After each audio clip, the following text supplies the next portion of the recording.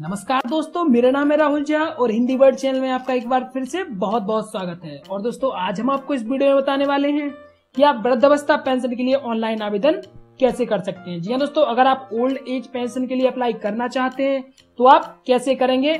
और दोस्तों, ये आपको अप्लाई करना है बिना यूजर आईडी और पासवर्ड के। दोस्तों, अगर आप अपने रिश्तेदार, परिवार या किसी फैमिली में से किसी का ऑनलाइन आवेदन करना चाहते हैं या फिर आप जो है एक दुकान खोले हुए हैं तो आप जो है इससे ऑनलाइन आवेदन करके पैसे भी कमा सकते हैं। तो दोस्तों, आपको कैसे ऑनलाइन आवेदन करना है, कौन कौन से डॉक्यूमेंट की रिक्वायरमेंट होती है, वो पूरा प्रोसेस हम आपको इस वीडियो में समझाने वाले हैं। तो आप इस वीडियो को जो है शुरू से लेकर लास्ट तक का देखते रहिए। तो चलिए स्टार्ट करते हैं। दोस्तों, स्टार्ट करने से पहले मैं आपको एक बात बता दूं कि अगर आपने अभी तक हमारे हिंदी वर्ड चैनल को सब्सक्राइब नहीं किया है, प्लीज यहाँ सब्सक्राइब बटन पे क्लिक करके हमारे हिंदी वर्ड चैनल को सब्सक्राइब कर सकते हैं। और दोस्तों, अगर आपने ऑलरेडी सब्सक्राइब कर रखा है तो आपका बहुत बहुत धन्यवाद। दोस्तों, आपको ओल्ड एज पेंशन के लिए अप्लाई करने के लिए आपको सबसे पहले अपने स्टेट की वेबसाइट को ओपन करना होगा।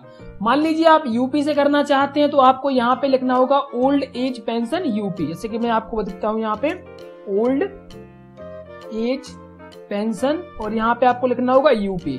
और अगर आप यहाँ पे उत्तराखंड के लिए हैं तो उत्तराखंड, एमपी के लिए हैं तो एमपी, बिहार के लिए है तो बिहार, झारखंड के लिए झारखंड, जो भी आपका राज्य है वो आपको यहाँ पे इसके आगे लिख देना होगा। और उसके आगे लिखना होगा आपको ऑनलाइन अप्लाई। ठीक है, तो आपको अगर आपके राज्य में ऑनलाइन अप्लाई की सर्विस स्टार्ट होगी सिटीजन के लिए तो आप अप्लाई कर सकते हो। और अगर आपके राज्य में ऐसी कोई सर्विस नहीं होगी तो आप अप्लाई नहीं कर पाओगे।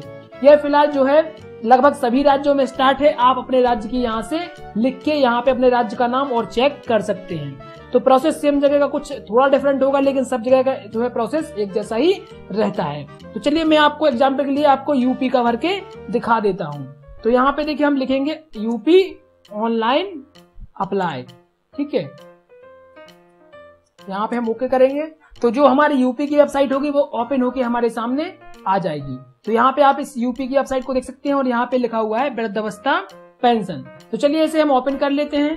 तो देखिए, जैसे ही आप वेबसाइट को ओपन करते हैं तो आपके सामने यह जो वेबसाइट है ये ओपन हो जाती है। तो आप चाहें तो आवेदन का प्रारूप को डाउनलोड कर सकते हैं, उसके फॉर्म को डाउनलोड कर सकते हैं। इससे कि आप अगर कोई व्यक्ति आपके पास जो है फॉर्म भरवाने आता है तो उससे पहले आप ये फॉर्म को भरवा लें जो है ऑफलाइन मोड पे और फिर यहाँ से उसका ऑनलाइन अप्लाई कर दें। तो चलिए यहाँ पे हम ऑनलाइन आवेदन करें पे क्लिक करते हैं। यहाँ पे देखिए लिखा हुआ है ऑनलाइन आवेदन करें। चलिए इस पे हम क्लिक करते हैं। तो जैसे ही आप इस पे क्लिक करेंगे तो आपके सामने देखिए यह जो है पेज खुल जाएगा।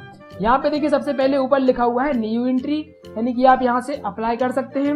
नीचे अगर आपने कोई फॉर्म में अगर दोबारा करेक्शन करना चाहते हैं तो यहाँ से करेक्शन कर सकते हैं और फाइनल सबमिट कर सकते हैं। उसके बाद देखिए यहाँ पे आप अपने एप्लीकेशन को देख सकते हैं। ठीक है, उसके बाद नीचे आप यहाँ पे यूजर मैनुअल को एक बार देख सकते हैं। चलिए मैं आपको पहले यूजर मैनुअल दिखा देता हूँ। चलिए यूजर मैनुअल पे हम क्लिक करेंगे। जैसे आप क्लिक करेंगे तो आपके सामने ये देखिए ओपन हो जाएगा इसका यूजर मैनुअल। तो यहाँ पे देखिए सबसे पहले आपको जो डॉक्यूमेंट की जरूरत पड़ेगी, सबसे पहले मैं आपको वो बता दूं। तो देखिए सबसे पहले आपको एक फोटो की जरूरत पड़ेगी। तो यहाँ पे फोटो आपको रखना है और उसको आपको जो है 20 KB साइज में रखना है और JPG में रखना है।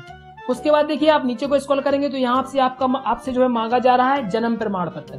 ठीक है, जन्म या आयु प्रमाण पत्र। तो आप ऐसा कोई सर्टिफिकेट रख सकते हैं जैसे कि आधार कार्ड या जो भी कार्ड है जिसमें आपकी आयु दर्शाई गई हो, वो आप यहाँ पे एक ऐसा सर्टिफिकेट रख सकते हैं। तो वो आपको रखना है 100 KB के आसपास, 100 KB से कम ही होना चाहिए और जो होना चाहिए वो PDF में होना चाहिए। ठीक है, तो आपको ये भी ध्यान रखना है कि आप PDF में इसे बना लें। ये सॉफ्टवेयर भी आता है और आप ऑनलाइन भी PDF में कन्वर्ट कर सकते हैं। इसके बाद देखिए आप नीचे आएंगे तो यहाँ पे आप देखेंगे यहाँ पे आपसे मांगा जा रहा है आइडेंटिटी के लिए। ठीक है, यानी कि आपकी पहचान के लिए आपको क्या लगाना है। तो यहाँ पे आप वोटर ID लगा सकते हैं, आधार कार्ड लगा सकते हैं और राशन कार्ड लगा सकते हैं।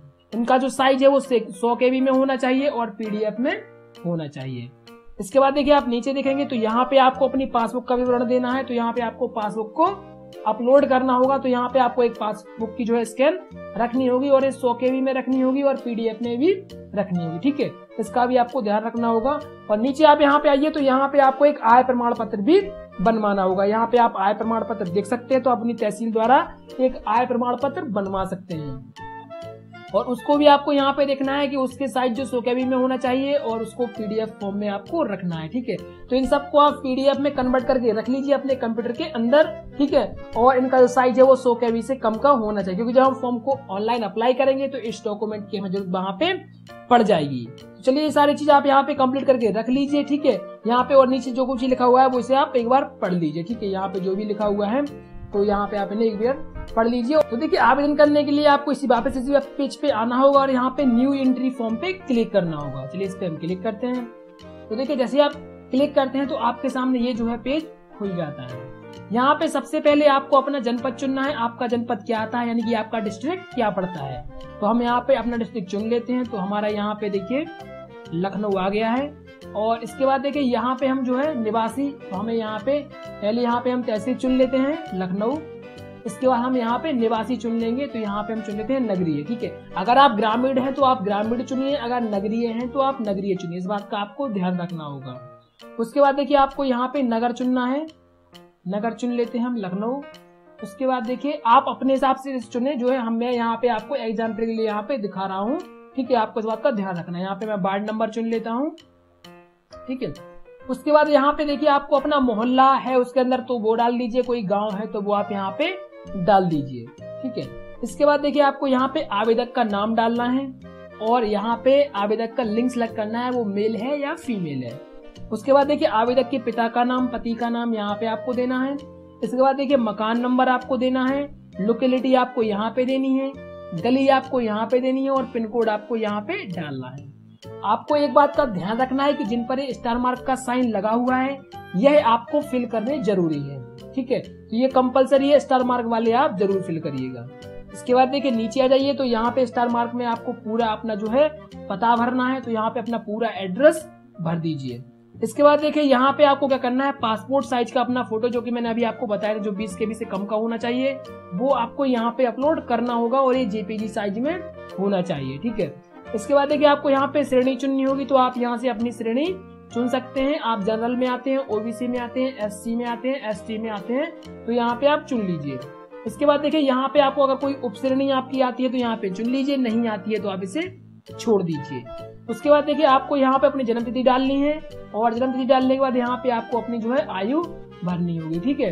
तो यहाँ पे जन्मतिथि और यहाँ पे आप जो है या आयु, दो में से आपको ये कुछ डालना है। यहाँ पे देखिए या लिखा हुआ है, ठीक है। इसके बाद देखिए आपको यहाँ पे जन्म तिथि का एक प्रमाण पत्र, आयु प्रमाण पत्र यहाँ पे अपलोड करना होगा, जो कि मैंने पहले आपको बताया था। इसके बाद देखिए आपको यहाँ पे पहचान पत्र चुनना है और जो पहचान पत्र आप यहाँ पे चुने उसका आपको यहाँ पे क्रमांक डालना है। अगर आप वोटर ID चुनते हैं तो यहाँ पे वोटर ID का क्रमांक, अगर आधार कार्ड चुनते हैं तो आधार का आधार नंबर। इसके बाद देखिए यहाँ पे आपको उसे अपलोड करना होगा जो भी आप यहाँ पे चुन रहे हैं। उसके बाद देखिए नीचे आपको यहाँ पे आधार कार्ड का नंबर डालना होगा और यहाँ पे आपको अपना कॉन्टेक्ट नंबर यहाँ पे डालना होगा, ये यहाँ पे कंपलसरी है। उसके बाद देखिए नीचे आ जाइए, तो यहाँ पे आपको बैंक का नाम, जिस बैंक में आप जो है खाता है आपका, वो यहाँ पे आप बैंक चुन लीजिए। यहाँ पे बैंक शाखा का नाम चुन लीजिए। यहाँ पे खाता संख्या आपको जो है डालनी है अपनी और यहाँ पे अपनी बैंक की पासबुक को अपलोड करना है। इसके बाद देखिए परिवार की कुल वार्षिक आय आपको यहाँ पे डालनी है, ठीक है। और जो तहसीलदार द्वारा जो आपका प्रमाण पत्र निर्गत हुआ है वो आपको यहाँ पे उसका पत्र क्रमांक, प्रमाण पत्र क्रमांक डालना है, ठीक है। यानी कि जो आय प्रमाण पत्र है उसका क्रमांक आपको यहाँ पे डालना है। या फिर आप नीचे देख सकते हैं BPL सूची में आपका अगर नाम है तो यहाँ पे आपको उसका नंबर डालना होगा, ठीक है। और यहाँ पे आपको जो है अपलोड करना होगा। अगर आप आय प्रमाण पत्र यहाँ पे दे रहे हैं तो उसे अपलोड करना होगा, ठीक है। उसके बाद देखिए नीचे आ जाइए, तो यहाँ पे आपको इस कैप्चा कोड को डालना है, ठीक है। और कैप्चा कोड को डाल के यहाँ पे आपको सेव के बटन पे क्लिक करना है।